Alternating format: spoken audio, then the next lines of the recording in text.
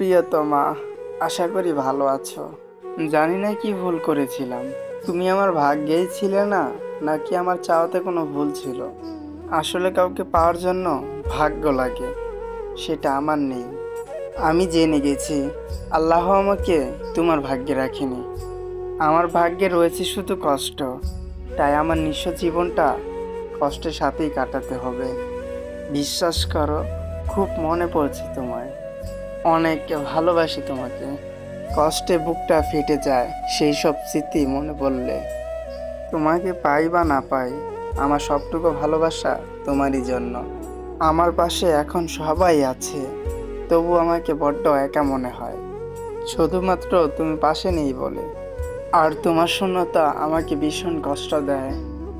বিশ্বাস করো, তোমাকে আমি এতটুকু ভালোবেসেছিলাম যে অন্য কাউকে তোমার মতো করে আর ভালোবাসতে পারবো না।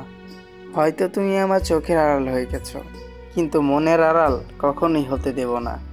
জীবনের শেষ মুহূর্ত পর্যন্ত অপেক্ষা করে যাব তোমার ফিরে আসার জন্য।